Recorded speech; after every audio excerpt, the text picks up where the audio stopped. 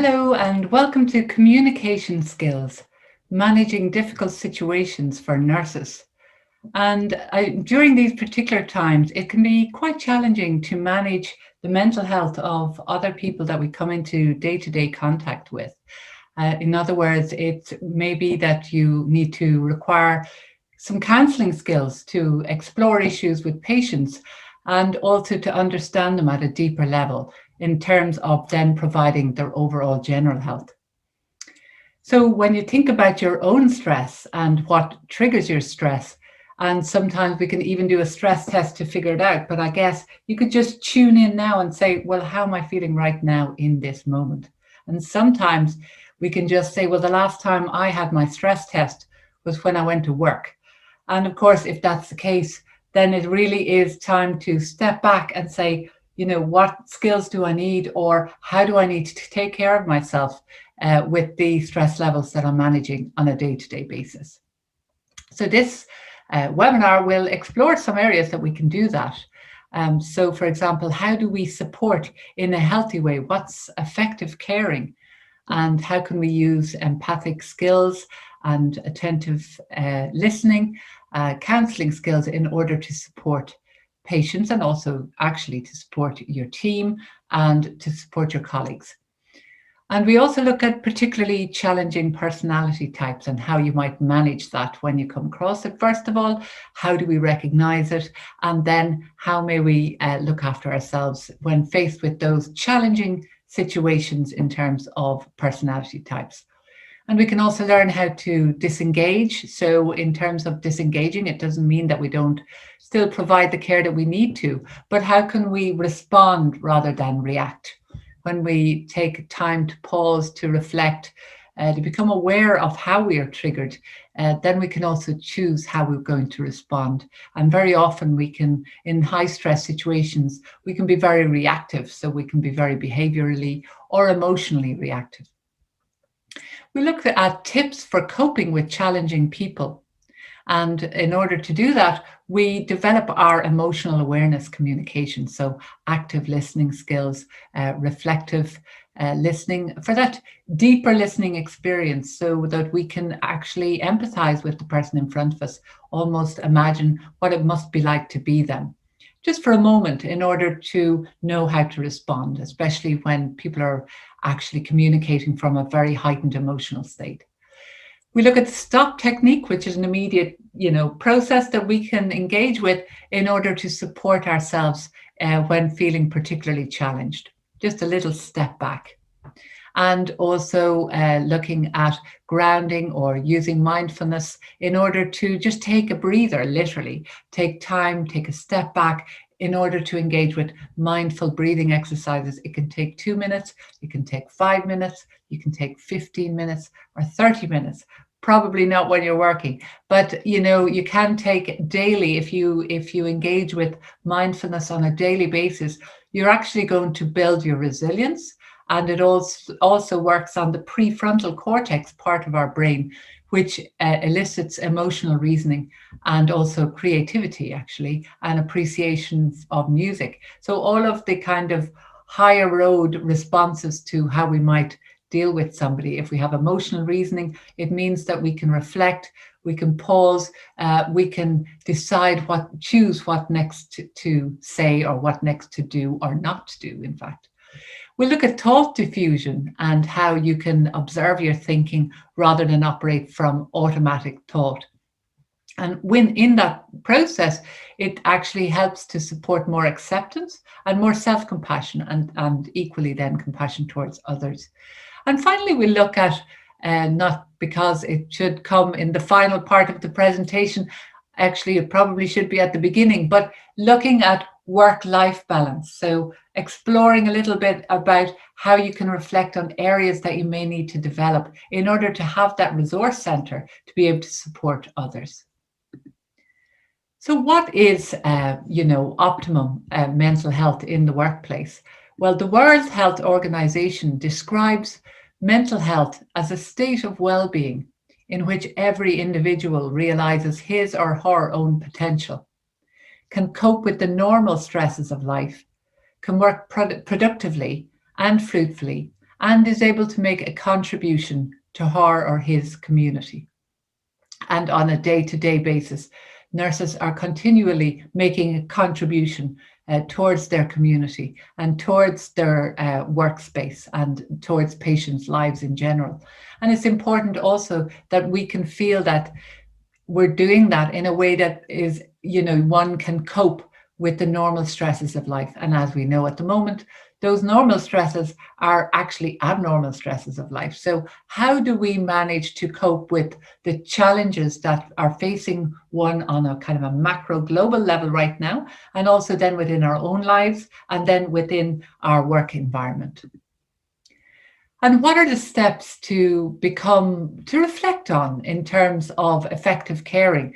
So obviously you're working for the physical and mental health support of individuals. And so initially it's about when you're exploring behavioral issues or when you're exploring psychological or emotional issues, it's to define the problem. So what issue is this person presenting with? What emotional issue? How would you define it? And maybe what are their needs?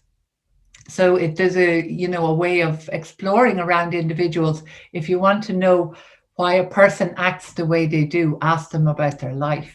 And it's a really clear way of understanding what is motivating this person. And sometimes there's really challenging behavior, which is driven from a really strong emotional place. So it's helpful to know what is as they see it from their worldview, what is the presenting issue. So what issue have they got? So really being attentive, just really listening to them and allowing them to take the time to express that. And then when we gain insight into why there is an issue, what is motivating this individual? In other words, what is their need? So behind that anger, behind that hurt, behind that disconnect, behind that challenging behavior or that anxious behavior or low mood behavior, what is their need? So if we can actually pause and think, what is this person's need right now? And that allows us to establish a goal. So it's their goal, their need, or what's motivating this strong emotional expression. And sometimes that can be that, in fact, it may even be that the patient has a diagnosis, a mental health diagnosis, in which case that would explain some of the challenging behavior, some of the emotional dysregulation. So it's exploring that and identifying what the problem is, the presenting emotional psychological issue. Then what the need is behind the expression as this patient is expressing themselves. And then, of course, you have a therapeutic goal. And in terms of, you could consider it as a support goal. So now with understanding their needs, you're going to understand their goal. It may be that you can meet their needs. It may be that you can meet that goal, or maybe that you can't meet that goal. But even explaining, having attentively listened to that person in an empathic way is much more likely to elicit emotionally balanced responses. So once you discover a goal or an aim that maybe you can mutually aim for together collaboratively, you can explore ways and means of getting there. While also paying attention to your own self-care as part of your process. So naturally, it's about, on one hand, supporting the patient, on the other hand, supporting yourself with the process. So finding a balance between what people's needs are, what even in relation to our immediate surroundings in terms of your home environment, your family, your extended family, your community, your friends, your patients, finding that balance between what people need from you and also what you need for yourself. Because as we all know, in the caring profession, you can't draw from an empty well. So it's really important actually to check in. If you find yourself, for example, communicating with patients regularly where you feel that you don't have that compassion that you once had, you may find that it's compassion fatigue and you need to explore, well, what do I need to do to release some of the stress from my internal process in order to meet this person's needs while also looking after my own. And then, of course, there is, you might be connecting with people on a, empathic and present, active listening approach, and yet that person is not responding in any kind of reasonable way. And usually that's because they're usually managing, possibly there might be mental health issues that they are, or as I said, could it be a hypothesis? Could it be that this patient has a diagnosis and that I need to be aware that this behavior is not personal, however challenging that it is, and how to look after yourself in that, or what support you might need. However, there are personality types who don't necessarily fit with a mental health diagnosis. However, their personality type may be very difficult to work with, to communicate with, whether as working with in terms of colleagues or family members, or you might even notice tendencies within yourself, or whether you're meeting patients for the first time. When we begin to become aware of types of personalities that might be challenging, we're less impacted, we're less hooked into their emotional kind of, outbursts. We're less hooked into that. We can take a step back and build that awareness, and then choose how best to respond in this situation. And according to leadership consultant Llewellyn Essex, there are 4 personality types that can be particularly challenging. And of course, in terms of ourselves, awareness helps to support our internal response to those personality types. So you might come across, for example, a personality type, who expresses themselves in that kind of volcanic way. So volcano. This personality type is challenging because they erupt with the least amount of provocation. Their behaviors are usually intimidating and domineering, and they don't mind making a scene in a public space to get what they want. So the anger is unhealthy, it's eruptive, and generally, they do it to get their needs met without consideration of other people and their needs. So that's the first type that can be really quite challenging. And the second is, he expressed, is known as the sniper. And the sniper is usually passive aggressive in their communication approach.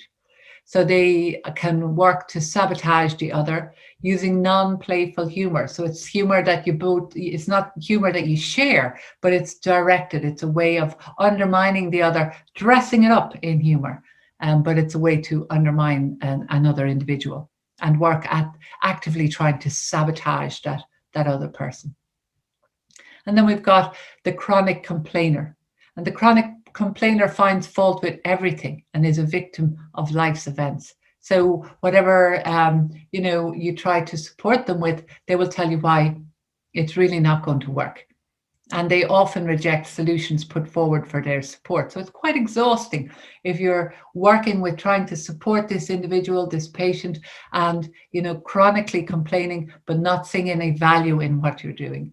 Sometimes it can be helpful just to say, you seem really challenged at the moment, and I'm really trying to do my best here. I've supported you with this or this and this. You don't really seem open to it. So you kind of give it back to the person in a compassionate way, not in a, essentially, you're not trying to really challenge them, because that, of course, is going to instigate even more behavioral response. And then we've got the clam. Now, the clam is usually closed off to suggestions, so really not open to any suggestions. They avoid engaging in teamwork.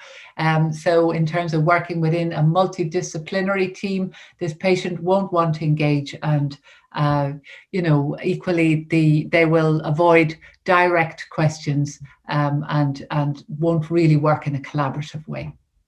As I said, this can be any person. It doesn't have to be a patient. It can be, a person that we're working with, or it can be a member of our family. As I said, it can be that we have some traits of this ourselves. So it's just to become aware. And certainly sometimes we're not aware of, there's aspects of ourselves that we can see, that other people can see. Then there's aspects of ourselves that maybe other people can see clearer than we can. And so sometimes there are some of these ways of communicating ourselves that we may need to pause and reflect on and say, do I do this? Or can I be, at times a volcano or a sniper or a chronic complainer or a clam? And what is my preferred state? What is my preferred way to work, or what is my preferred way to support this patient without engaging in some of these traits? Because we're not saints, we're humans first, and nurses, second. So essentially, all of us have behaviors that we're challenged with, and all of us have areas that we'd like to develop in. But the first step is to understand, is it possible that this patient is, more or less one of these personality types, in which case am I really expending a lot of energy getting hooked into this way of communicating that is not actually going to lead anywhere, in which I might need to change my approach in that regard, which we'll come on to. So how do you manage challenging behaviors in others?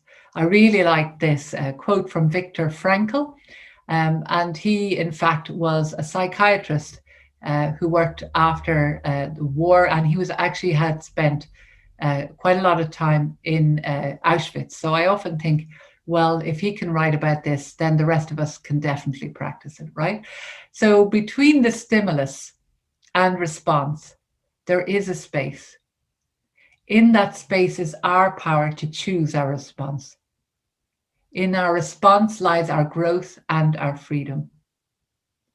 And, to find that space can sometimes be hard when we're being triggered, emotionally triggered, or stress triggered, or, feeling overwhelmed with the level of demand. But one breath can allow us to just anchor back into ourselves and say, okay, what would be the wise choice here? And the wise choice usually takes our emotional needs into consideration and our psychological needs in our situation. So it brings both together, as opposed to maybe being driven solely by our emotions. Can be helpful, can also be really unhelpful, or being just caught up in our cognitions, our thinking self, our strategizing self, in which case we won't necessarily find it easy to empathize, to connect from the heart. So allowing ourselves to just take space and to regroup within ourselves, to gain a sense of, how am I triggered? Where am I carrying it in my body? What's happening to my thinking? Being aware of how this person maybe is triggering us. And then we can create that choice, or we can make a choice about how to move forward. So you cannot change another person's behavior. I'm sure that we've all tried that one and it doesn't work. We can't change another person's behavior. However, you can choose. You can choose how you'll respond. You can choose to do nothing actively. You can decide, okay, I'm not going to do anything in this situation. You're going to choose to walk away, or you can choose to let go of their behavior, to not personalize it. Or you can choose to change your own behavior. How am I responding to this person? How am I communicating? Am I communicating in a way which is going to also needle them in their emotional reactions? Or do we disengage effectively? It may require several combinations of the above. You may need to take space, or you may need to just take a pause, a few breaths. You may need to disengage effectively if their behavior is so out of control. It's not about putting yourself at risk. And disengaging effectively involves not reacting, but rather responding to difficult behavior. In changing your behavioral responses, you also need to adapt to theirs. So you notice that somebody's been really reactive, then you just keep a calm voice and you stick to the facts. And you notice your own emotional response. So you can literally tune in and say, what is it like for my body to be managing this right now? That's a few seconds that happens in. It takes practice, but it happens in a few seconds, and you notice that you may have tightened up in your body, or maybe your muscles have tensed. Just tuning into that and allowing some breath to soften that for yourself. Asking yourself, what do I need to do right now? Do I need more support? Do I need somebody else here? Do I need to listen more, or do I need to interject more? Don't try to fix or change the behavior. It can be helpful to point out the behavior and how you feel before you request change. So you're not trying to change this person from a really angry person into a person who's not angry. That's not going to happen. However, you can name the behavior. So you can say, look, when you're raising your voice like that, I feel, and you mentioned what you're feeling is. So I'm feeling, really, I'm feeling that it's very challenging, or I'm feeling distressed by that. And I'd like you to just, if you can just speak to me without that level of anger behind it, I'm sure that we can look at what's the best approach moving forward. And that's literally conflict resolution language. It's name the behavior. When you do this, you name the behavior.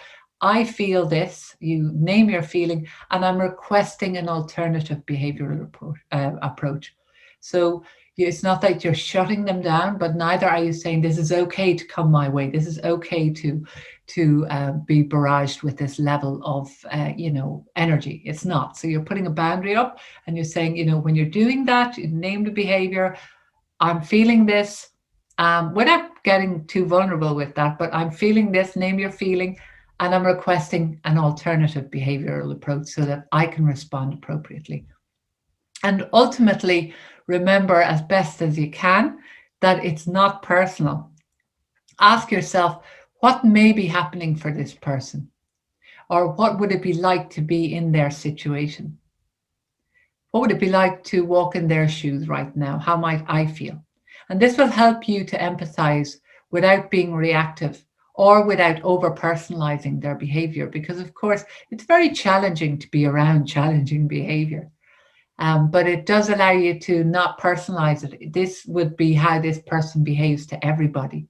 And I'm not saying that you accept that fully and that you don't establish boundaries. It's important to establish healthy boundaries.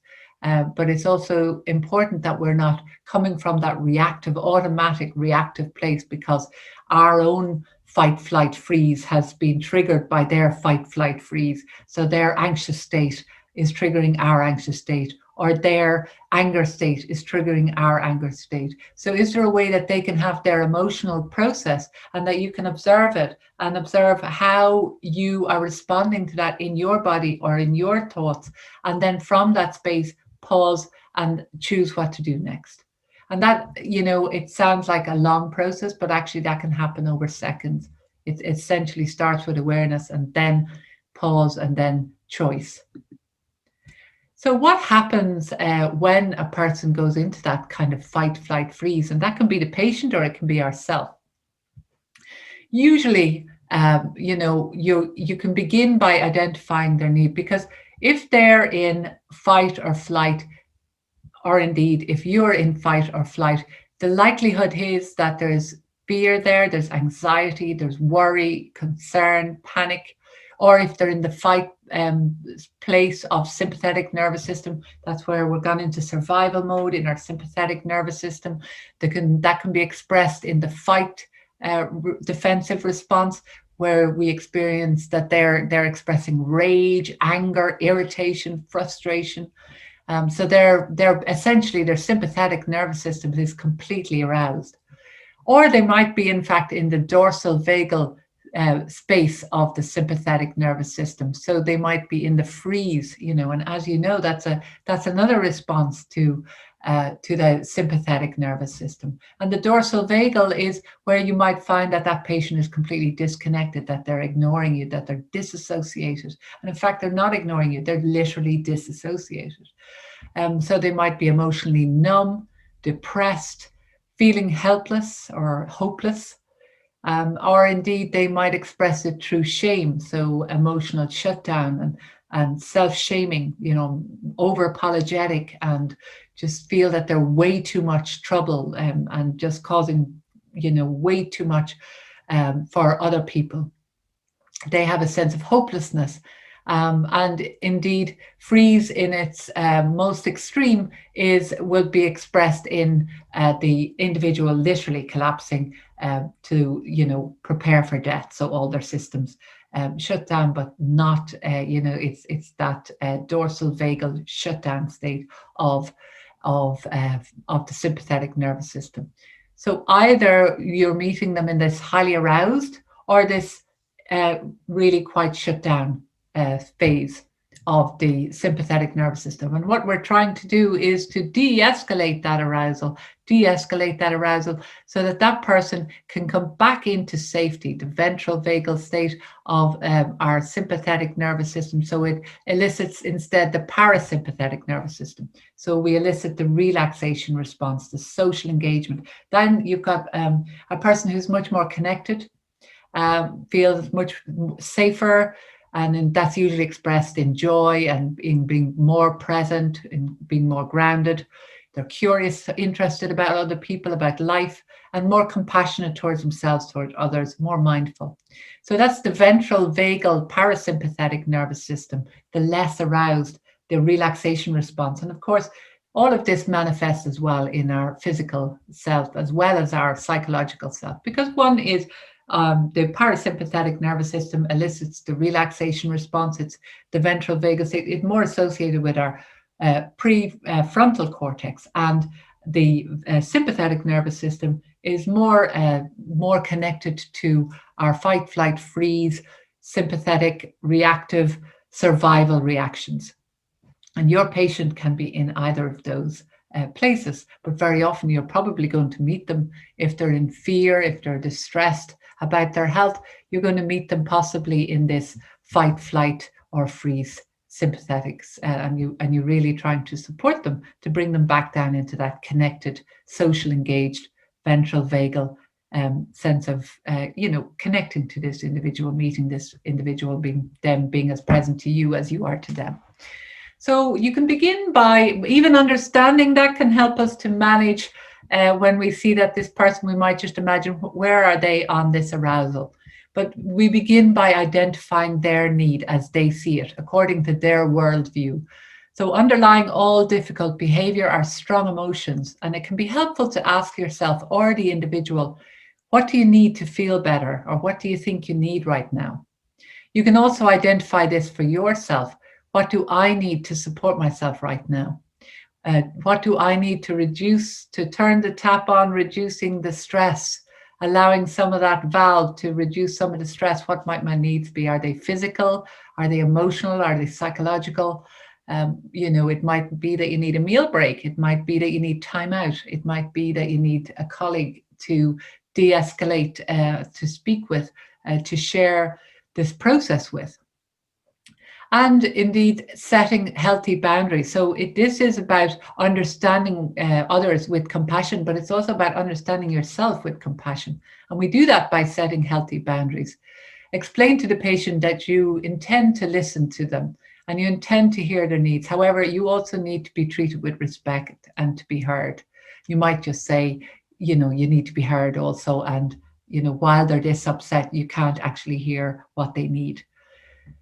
Explain that you might need a few moments to take space, and we'll return to discuss things with them when the situation has de-escalated somewhat, so that they're clearly really emotionally upset, that you just need 2 or 3 minutes to just compose yourself, and you're going to come back and speak to them about their needs. That just says, I am not going to actually tolerate that, but it's also not needling the patient so that it escalates even more. So we acknowledge feelings. By acknowledging a person's feelings, they feel heard, and that can very much, in and of itself, can help to de-escalate.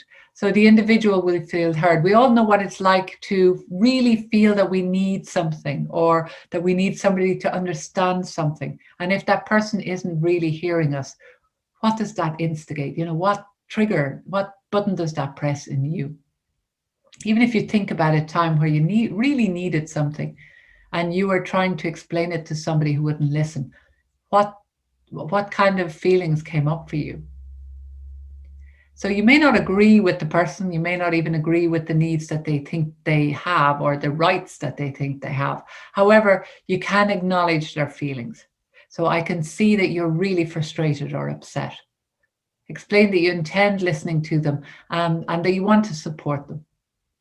Anger and hostility are often expressed when, as I said, the nervous system is gone into this fight, flight, freeze, sympathetic nervous system state. So what you want to do is to reduce that sense of threat physically. It could be illness that they're managing with, or as I said, it could be a whole list of life's combinations, and it could be indeed toxins that they have in their body. It can be alcohol fueled or drug fueled, but essentially, just how can I let them know I'm here, but also respect myself and respect my boundaries. And be concise. So, a person who's really in this heightened sympathetic space, or indeed a person who's shut down in the freeze state, is not going to hear much information. They're not going to be able to take in much information. So, when a person is emotionally overwhelmed, clear and concise language is better. And also, if possible, reduce sensory distractions. So, for example, the fluorescent lights might be quite triggering for an individual in that space. Turn off the radio. If you have a radio at your station, just reduce the sound there, trying to minimize any sensory overload, because they're already in that space where, if they're in the sympathetic space, it has a whole range of physical reactions. And one of those physical reactions actually is a higher sensory awareness. And that's because we need that if we're running away from a life-threatening situation. However, they may not need it if they're in the situation they're in, but it does help to reduce some of that sensory overload in order for them to feel more grounded. And with that concise nature as well, be mindful of the tone of voice. So again, just being aware of what tone of voice that you're meeting this patient with, or you're meeting this colleague with, because our tone of voice, if that person is already heightened, really aroused, they are also, it's a part of the our fight, flight, freeze defense responses, that we actually also have this finely tuned way of hearing people. So our tone of voice when you're meeting somebody in that space is really important. So what happens when our needs are satisfied, or when, as best as you can, the patient is being heard and their needs are being satisfied? Of course, none of us can have our needs satisfied all the time. That's unrealistic.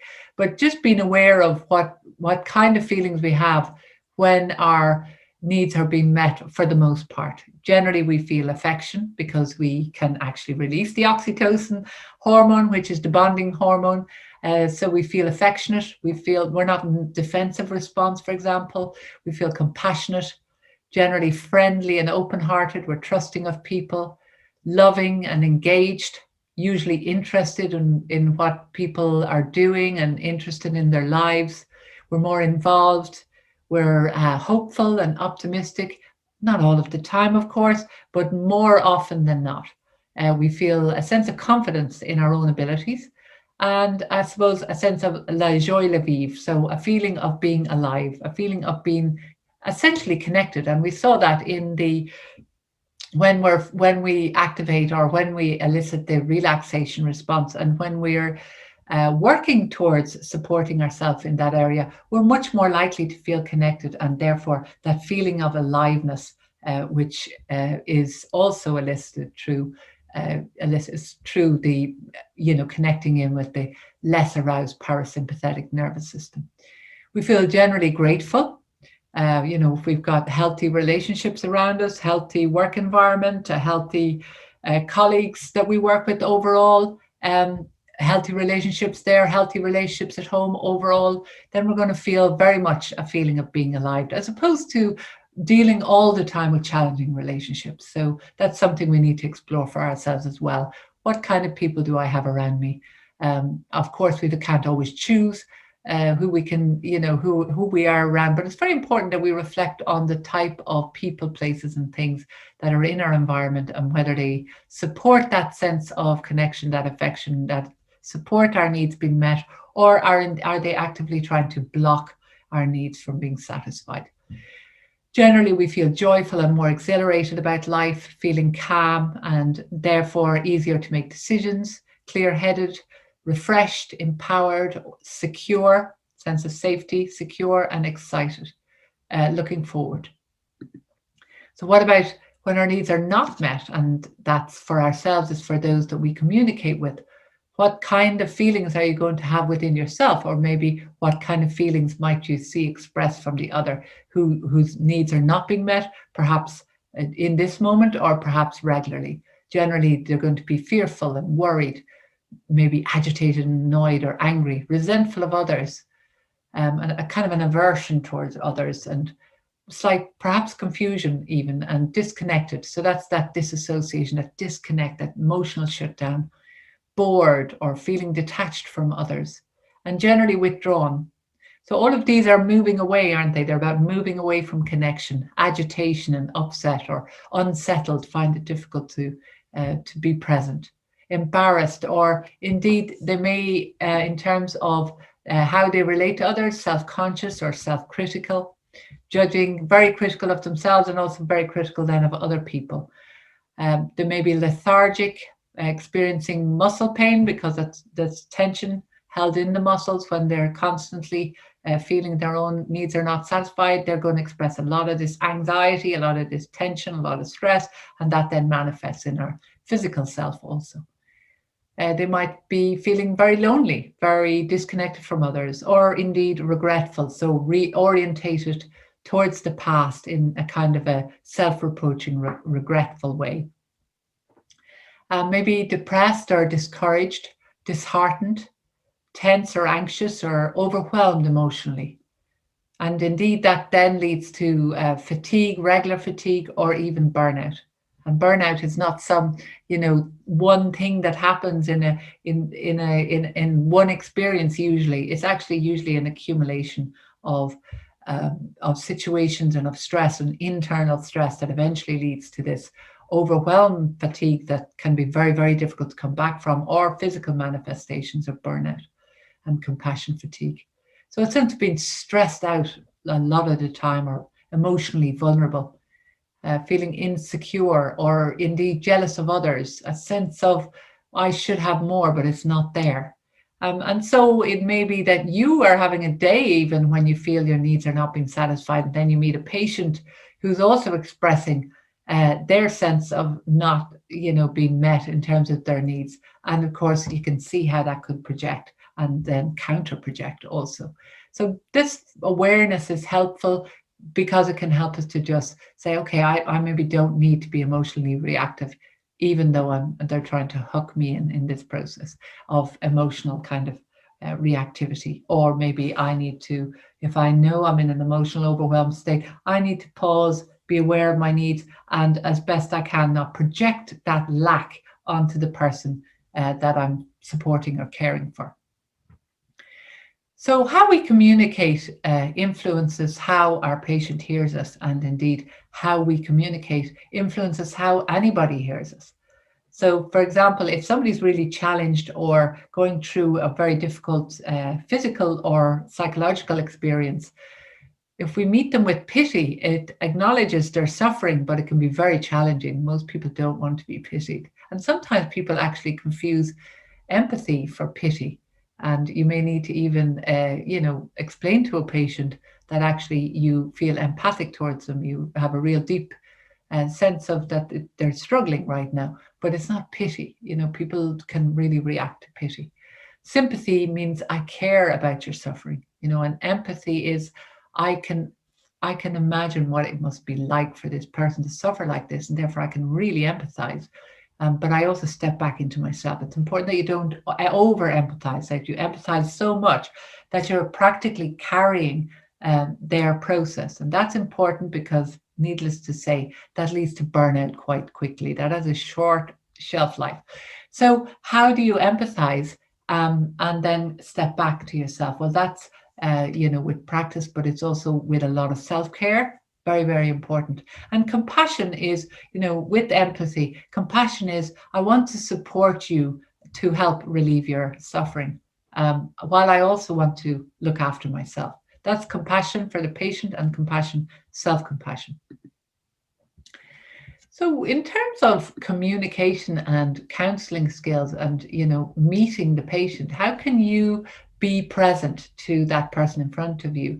And it is literally the person in front of you is the most important person right now, not the patient down the corridor or not some, so essentially often we can be distracted. Our thoughts can be elsewhere. So we're not actually here. We're somewhere else. We're down the corridor or we're out, driving home, or we're somewhere else. So essentially, if you think about maybe even how you got to work, did you think about the journey? Did you notice the journey? Very often we're on automatic pilot. We don't notice what's directly in front of us because we're busy thinking in our minds, or we're busy planning our next thing. So allowing ourselves to really try to say, this person in front of me is the most important person right now, and validate their experience by being as present as you can be. So paraphrasing helps with that, reflecting back and summarizing. Those are skills that with practice really give a person a sense of being heard, give ourselves a sense of being heard. When somebody validates our experience, it basically means that you feel heard, you feel understood. So you might use words like, I understand where you come from, or I can really appreciate that this must be very difficult for you right now. It sounds very difficult. Or, so validating the person's experience, hearing them. Allow the person to feel, it allows them to feel understood. So we essentially listen to understand. We listen to understand the other person, rather than, of course, naturally, it'll be an instinct to listen to try and make it better or to fix it. And of course, that's absolutely important, especially in your role. But at the same time, part of the listening is active listening to understand this person and what they're going through. And it also encourages, if you listen in this kind of active listening way, you're encouraging that person to keep talking. You're encouraging them to express more information, which will help you in terms, and also will absolutely help them in terms of emotional, literally expressing that allows for more emotional balance. And you can also check in. So you just, do I understand this correctly? Have I understood you mean this? When you say this, you mean that. Am I understanding you correctly? So clarifying any misunderstandings. Never assume. So general basic counseling skills are to paraphrase. So not parrot, but paraphrase. So if a person says, I'm really struggling, I'm in an awful lot of pain, and I feel like I can't cope, that you're paraphrasing, I can hear that you feel a bit overwhelmed with the pain at the moment. Let's take a look at that. So you're not using the exact same words, but you are reflecting back some of the words to, well, also for yourself to internally take it in, but it's also to let the patient know that you've really heard them, or your colleague. So it says to the person, I'm present, I'm here, I'm listening to you. And also checking in to make sure that we have the details correctly, because often we can be going through our own hypothesis. It doesn't necessarily mean it's the truth for that person. So what's their experience as they see it? So ask how a person is currently feeling. That generally, how are you feeling? Not what are you thinking, or how are you feeling right now? Allows that person to tune into their emotional process, the experience, how they're experiencing it in their body, or in what their emotional tone is. And so also it can give you access to what they are thinking. So you can ask them what they're thinking about the situation, or about what they're facing, and how are things going for them outside, maybe in their home life or their wider life. Have they got support there? If somebody is really overwhelmed, then it's important that you meet them with the facts. So you don't meet them with your emotional arousal. You ground yourself. You can even literally push your feet into your shoes to really just ground yourself. Take a deep, full body breath, and then just answer with the facts. So what you're saying is fact, fact, fact, fact. And what you'd like is, and then you can reflect on whether you think that's reasonable request, or what supports they might need. And even then, you express those facts back to them, clear information. Feelings, thoughts, physical sensations, and behaviors are all reactions to a given situation. So a person might respond to any news that they're given in a very emotional way, or they might think about it. So they might be overthinking, and they might be emotionally reasoning it that way, or it might be a felt sense. So they get that there's a felt sense experience in their body. These are all the ways that we respond to an experience. So if you help the individual to tune into their thoughts, their feelings, their physical sensations, or what they're doing or not doing to support your situation, then the likelihood is that it's an in for you, that that supports them to de-escalate emotionally, and to maybe even identify their own thinking, their own feelings, and just give them expression, time permitting. Helping an individual to identify these areas essentially gives you a sense of what their supports might be. And we all know, when we've had an experience of really being heard, what's that like? If you've gone through a difficult time and somebody really listens to you, or if somebody comes in and says you should do this, this, and this, which is better and more beneficial for you emotionally, psychologically, which are you going to respond to more? So that present moment awareness, it's not, I mean, this is something you cultivate as best as you can. In a busy environment, it can literally be 3 breaths, but it's just about anchoring ourselves back in this present moment rather than future based thinking or regret orientation from the past. So, present moment awareness allows us to bring a healthy discernment into our everyday experiences. Now, naturally, if you're in an operating theatre, you have to be able to think, planning ahead, and all of that. But we can also do that in a way where we're less, where we're grounded, right? Which is going to mean that you're feeling that there's a lot to do, but you're also centered in that. So, present moment awareness allows us to do that and gives us a healthy discernment in our everyday experiences, and identifies the elements of our thought, speech, sensations, feelings, and behavior. So, we will be able to observe as a witness how we are thinking or how we're expressing ourselves, or even notice what certain triggers, what happens in our body, and what are we likely to do because of that, or indeed, what are we likely to avoid if we have the particular feelings or particular types of thoughts. And generally, it allows us to notice maybe what's triggered in any situation that leads to suffering. And it allows us to express ourselves in a more, meeting our needs, but also considering the needs of others. We tune into our preferred state rather than being swept in with all of the according as a stressful situation happens, we get washed into that situation, kind of, mindlessly as opposed to mindfully. We become operate from automatic pilot and become quite reactive. Mindfulness allows us to meet the experience with a more embodied presence, thereby truly being present to the unfolding of each moment. So we're truly here.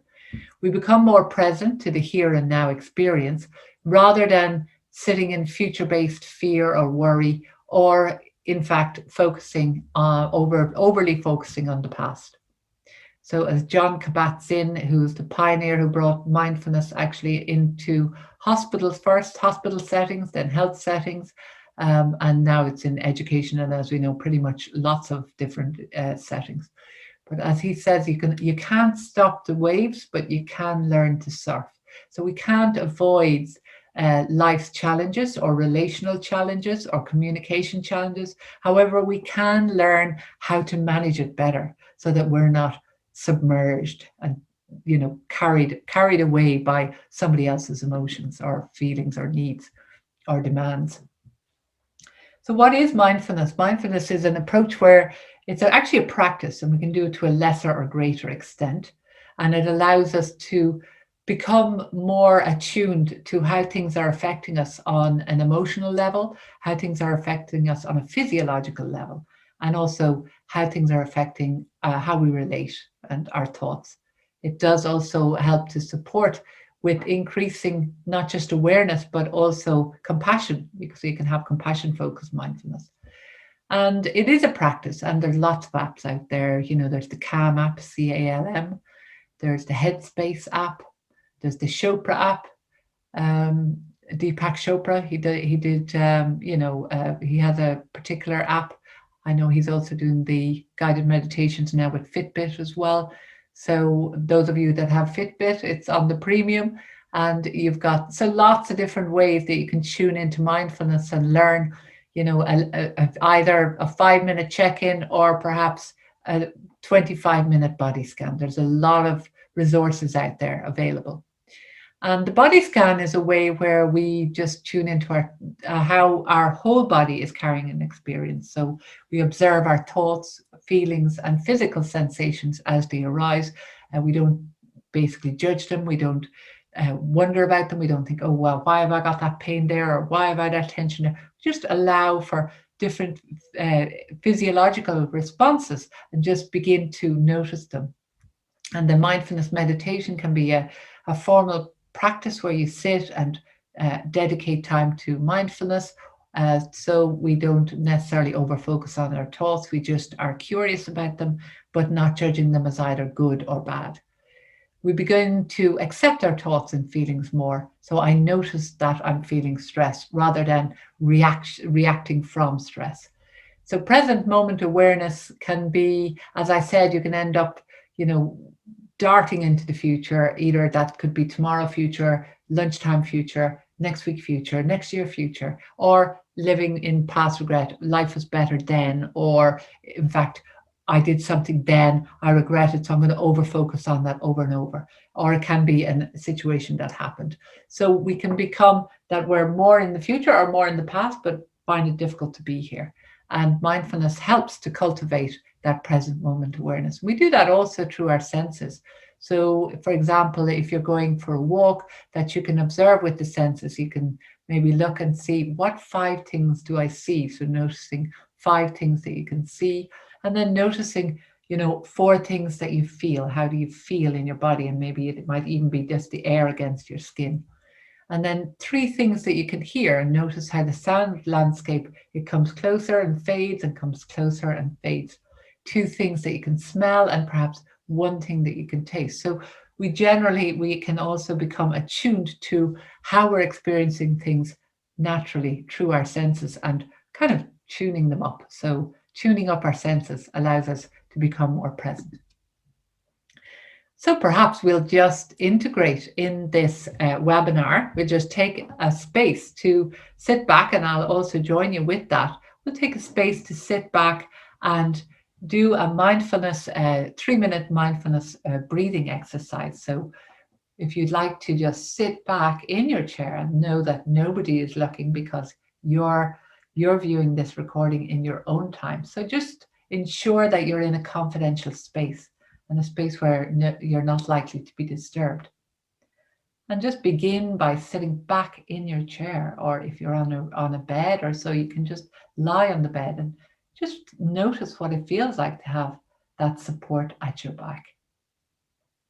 And sitting in a relaxed, but also with your spine erect. So imagine that there's a string coming from the top of your head, pulling you up and spacing out all that vertebrae. And just right the way down, and another string at the end of your spine. So just allowing your spine to be erect, but also relaxed. Feeling that connection to the back of the chair. And then underneath, just feeling your thighs also being supported, your buttocks being supported. So just that you're held. And now you can place your hands on your thighs, flat like so on your thighs, or you might just rest them inside each other, resting on your thighs. And your feet are flat onto the ground. And imagine you just push your feet into your footwear to really connect the ground beneath. And now begin by taking a deep, full body breath in through your nose to the count of 4, all the way in. And as you release, release as though you're blowing bubbles to the count of 4. And you're going to take a few breaths like this. So deep, full body breath, allowing the tummy area to fully rise on the in-breath.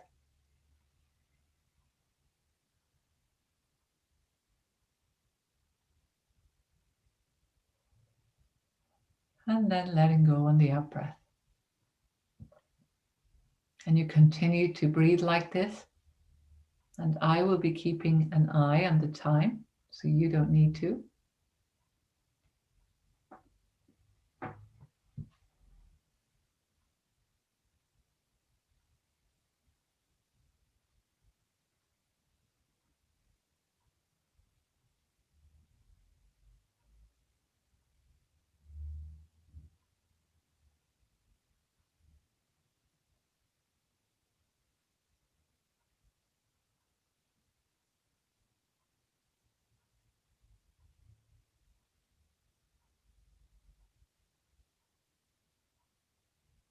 And if you notice that your mind has wandered into thinking, just notice that. Try not to get caught in the mind stories, and instead just gently take the focus of your attention back to your breath. Your here and now, in and out breath.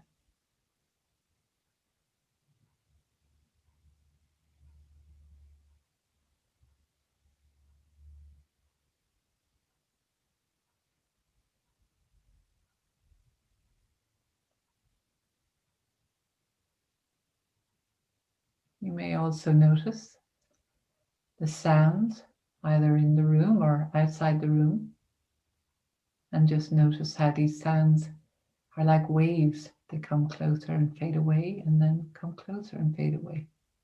Just notice this and bring your attention back to your breath.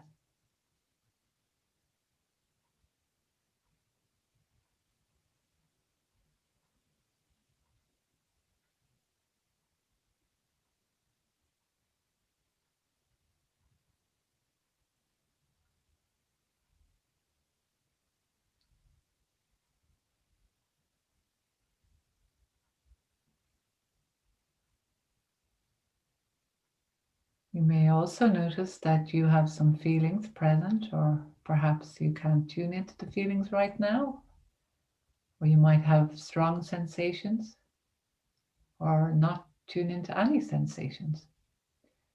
And we welcome them all feelings, any and all sensations, while we also bring our attention back to that anchor breath. Full body breath in, and full releasing breath out.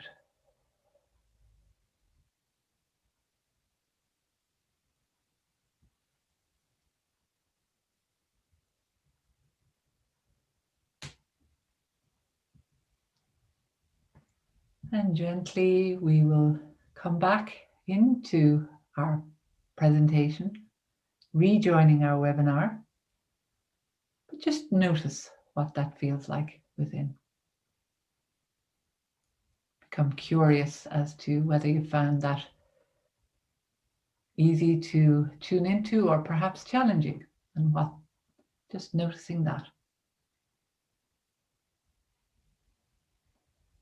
And perhaps deciding to maybe bring a 3-minute breath work into your daily routine, or 5 minutes or 10 minutes, or whatever you feel might be beneficial. As I was saying, there's so many apps out there that can support you with that, in terms of getting you into a guided practice before you yourself take yourself into a space where you do it yourself, and you might not need the guided practice or want the guided practice, or you might prefer to always do it with a guided practice. And there's lots of apps out there for that. When we have a mindfulness practice, it does help to develop that emotional awareness and acceptance. And in learning to manage thoughts and emotional experiences more effectively, we naturally increase resilience and become more accepting of change, and also accepting of challenges, because change can be very difficult if we're emotionally reactive. There is less internal and relational struggle if we accept life rather than demand that it or others should be different, better, more. I should be better. I should have known this. I should do this. She should do that. He should do that. Lots of shoulds, usually internal demands, usually cause a lot of resistance, a lot of challenge emotionally. And we talked about that thought diffusion. And what does that mean? That's really becoming aware of our thoughts. So we notice our thoughts rather than letting them, rather than over focusing on them. We do just as we did in that mindfulness check-in, that breath work. We just notice our thoughts and we let them come and go, rather than being driven by them. So with challenging habitual thinking styles, we can label them. Oh, there's my self-critical thinking again. Or I am noticing that frustration is with me. Or I am noticing that anxiety is with me.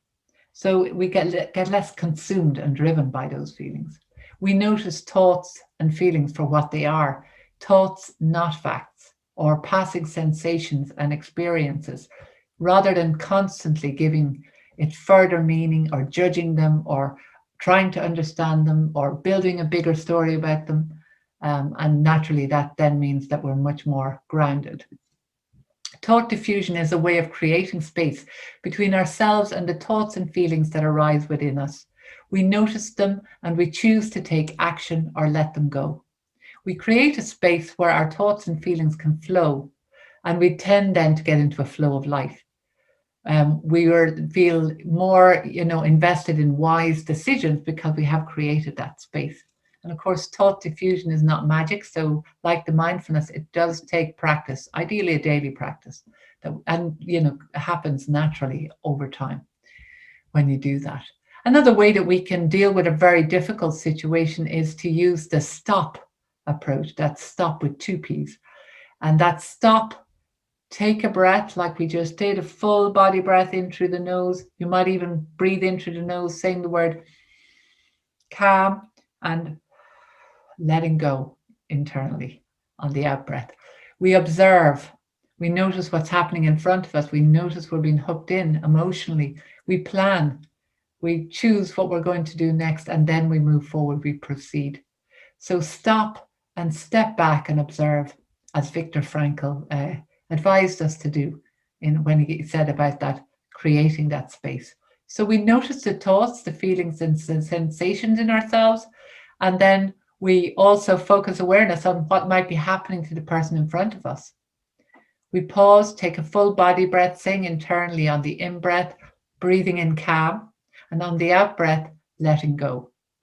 And then ask yourself, once you feel that the emotional arousal has subsided somewhat, how would I choose to proceed? And this can literally happen in seconds. So we can do this in seconds.